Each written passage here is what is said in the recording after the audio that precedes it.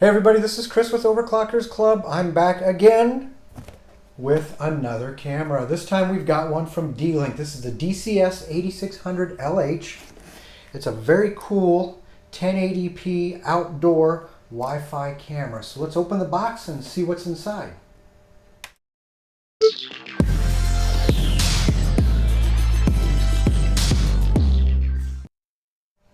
Now D-Link has several cameras that are for home use, and they also have a series of cameras that are more for business applications, business surveillance, and that's in the Vigilance series. But this line of cameras, again, is for the home user.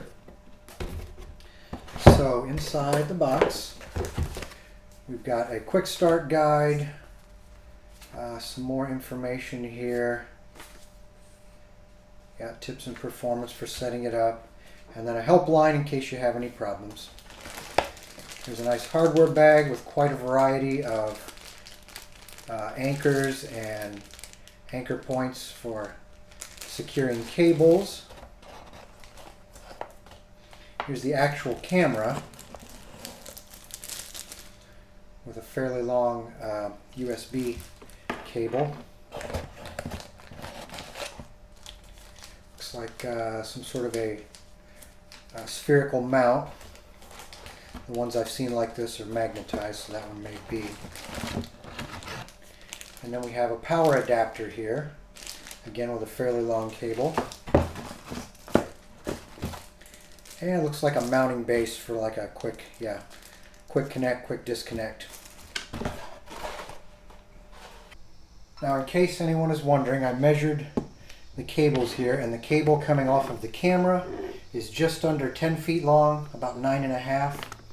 And the main power cable here goes to the adapter is about 13 feet long.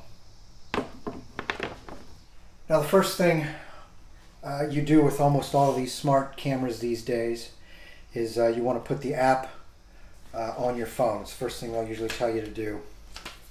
And I will put this on my iPhone first, and then I'll give it a shot on my Android phone.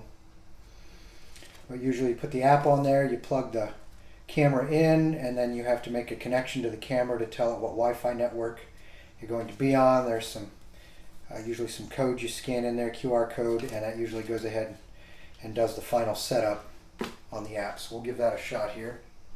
So the first step to powering up, of course I've got this end plugged in down here, but you've got a USB connector here, so you want to make sure you get it in the proper orientation so you can look down there and see. So you plug that in, and then there is a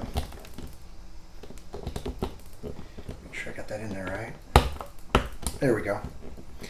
And then the outer sleeve here actually can spin freely, and it's threaded, so that's what gives you the nice weather-tight seal, so that when this thing is outside you don't get any moisture in there to that connection. So you lock that down, and that's good and watertight there. Alright, so after I got it powered up, I installed it outside and inside for the last several weeks, off and on, to sort of see how it functions. And if you notice right there, it took a spill twice. I dropped it from about 8 feet onto concrete.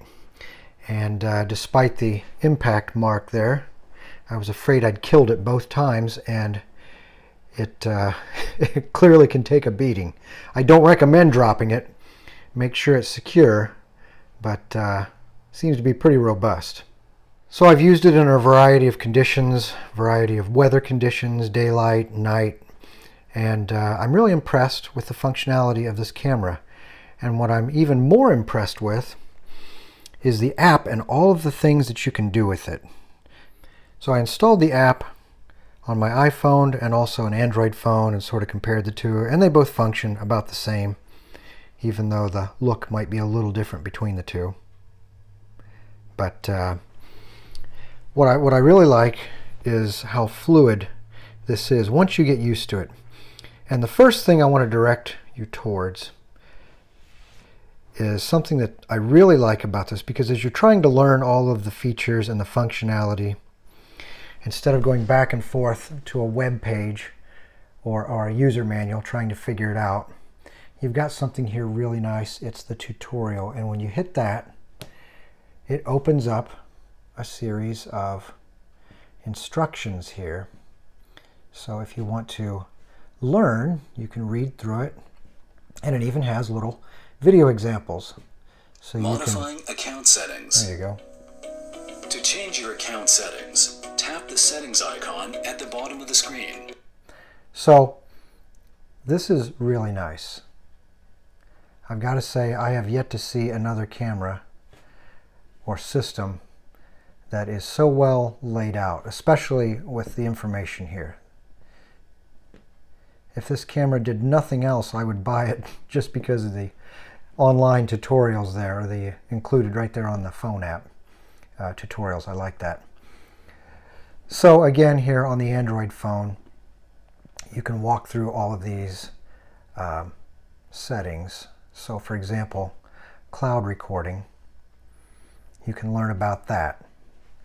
Now, by default, it currently comes with free cloud recording, but it's 1-day video retention for up to 3 cameras. If you find that you have more than 3 cameras, or you want to keep your video available for more than that, you have different tiers here, different levels, depending upon which way you want to go. But if you really prefer to not go with a subscription, you do have the ability, there's my ugly face there, to look at your stored video here on the SD card. So when you hit that, you can hit the timeline here, and you can go back through all the different days. So if you want to see what was going on here, say on October 14th, hit done. There were 2 events that day, so let's see what's going on. And this is when I had the camera outside. It was on a mount that wasn't real steady, and it was windy that day, so it moved around a little. But anyway, that's what you can do with your SD card. You can just roll down there through the dates, find the date, and the size of the SD card will dictate how much storage space you have. Obviously, the larger the card, the more storage space you've got. And again, the SD card is if you want to go with storage on the camera and not use the cloud. Right here, one of the settings, and I found even the 720p was pretty clear. So there's 720p. You can go to 1080p on the resolution. Of course, that uses a little more bandwidth. You have 2-way communication. So if I hit this, now right now I don't want to do it because I'll get a ton of feedback since the camera is right next to the phone here. But you hold that down, and the little speaker here is where your voice sound will come out. So you can communicate to somebody where the camera is mounted. So if you want to ask them a question, or if someone's delivering a package and you want to give them instructions, you can do that right there through the speaker, which is accessible right here. And you can also turn the sound off and on, so if you want to see what's going on and hear it, you can hit that. Now you're going to get some echo. I'll turn that off again because I have the phone right next to the camera. Now what you see there on the screen is what the camera is recording right now. And if you happen to be watching the feed from your camera and you realize there's something you want to snap a picture of, well, you hit this little camera icon right there, snaps a picture, and it shows you right there where it's stored. And if you see something you want to actually record the video, you hit that, and you're recording video there for however long you want. And then you can stop, and it will show you where it's recorded. And the other controls here, actually you have your resolution. So between 1080p and 720p, and really the image quality is pretty good. 1080p, of course, will use more bandwidth, so if you're having connection issues, the 1080p might get a little more jittery or stuttery if your Wi-Fi signal isn't real strong. But either way, the 720p is not bad. Now you have other settings here that are accessible when you hit the gear there, and you can select your Wi-Fi network. The interesting thing here is motion settings. You can adjust the sensitivity right there, but you can also pick this grid here. You can select areas if you want it to sort of mask out motion events. So if I've got areas that I know, for example, if there was a tree up in this area and I really didn't want it to constantly be setting off the motion detection, you can sort of blank that area out. But the other thing I really like about this system is if we go back to the main page here and we look at all of these different settings. Of course, we have devices where you can add more cameras. Right now I just have the one camera, so that's the only one that's going to show up. And then you can access the settings back through there. There's your cloud storage if you want to access that. So I can go back to November 2nd, for example, and see what's happening.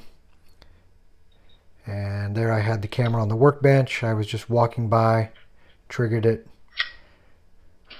That's when I turned the lights off and was leaving for the afternoon there. But then we go back to the main page here.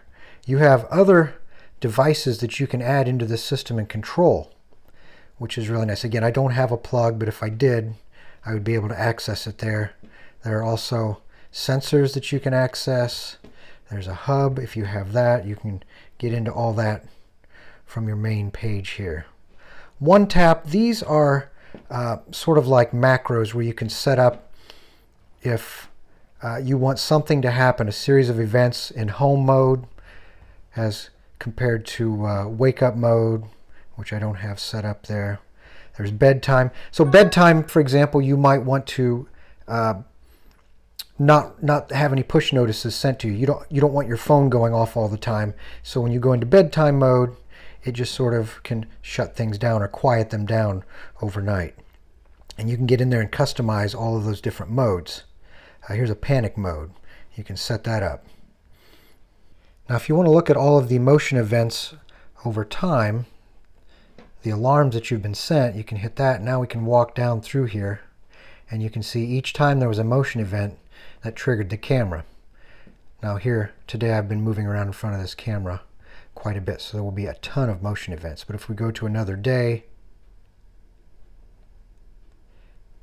yeah, there aren't nearly as many. Yeah, that day there was just one. It's when I had it sitting out on the workbench. This day there were only 3 motion events. So when I'm back at the main page again, if I want to hit the automation, and we've already done some stuff with that, so we're going to go ahead and look at it. So this is the only camera I've ever seen that can be triggered on an audio event. And what I can do here is I can say when something happens, I'm going to, if I want to trigger it, if there's a motion event or if there's a sound event, both of these things.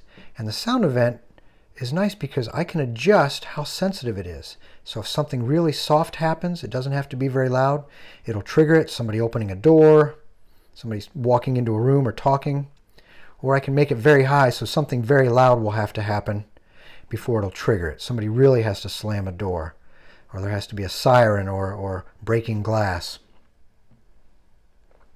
But you set up these motion events. It's basically, yeah, like setting up a rule.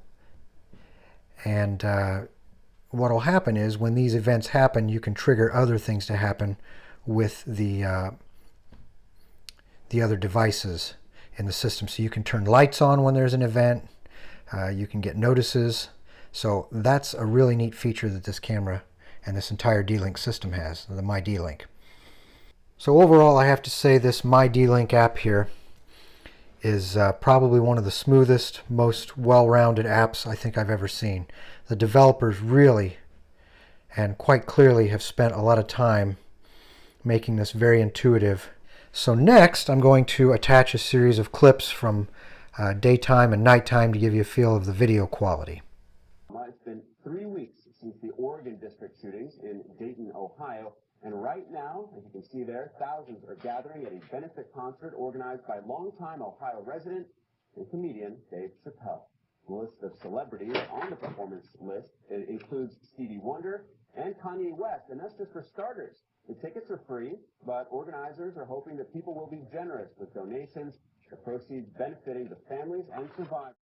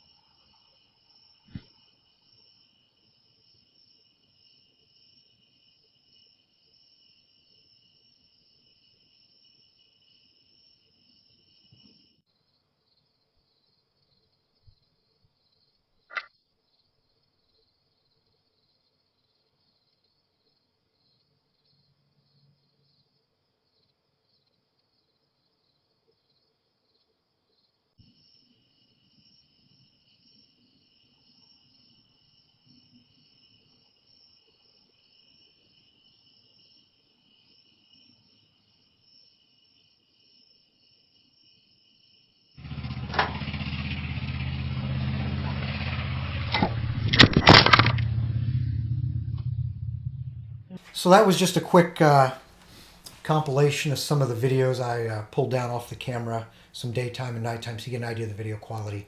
I even found the one where I dropped it, and actually I dropped it twice. Don't do that. But like I said, clearly it's pretty robust because it took a beating and it seems to be holding up all right. Another thing I wanted to point out I forgot to show earlier, it does have a 1/4-20 threaded hole here in the bottom, so if you want to attach it, you could, like to a tripod mount if you'd like. It's got this magnetic hemispherical mount here that you can adjust. It has a couple of mechanical mounts which certainly come in handy. A couple of other neat features. It works with Google Assistant. It also works with Alexa. It also, sorry, it's my Alexa. It works with IFTT, which is if this then that, which is a service that allows you to connect a lot of different devices together. So if something happens on this one, it triggers an event over here, which is pretty cool. And the My D-Link app has a way to connect to other products, smart switches and lights and things like that also, which again I think is really cool. Viewing video, you are limited to looking at your smartphone because currently there is not an app for a PC that allows you to view the video. Some people may find that a deal breaker. Some people, maybe they don't care. They're fine with their smartphone. So anyway, I had no real issues with it. It works fine. Day, night, rain, snow, shine, all that good stuff in the weather. It's rated IP65, I believe. Yeah, so you're good for outdoor use. You got a 23-foot cord. So I would give this the Overclockers Club Gold Award. Pricing comes in around $149, which is a decent price. You can find cheaper cameras, you can find more expensive cameras, but that's not horrible for a camera with all these features, especially the way you can hook it up and combine it with so many of the other smart switches and lights and things like that. So again, $149. Look around in the holidays, you might find it a little cheaper. This is Chris with Overclockers Club. Thanks for watching. Don't forget to subscribe.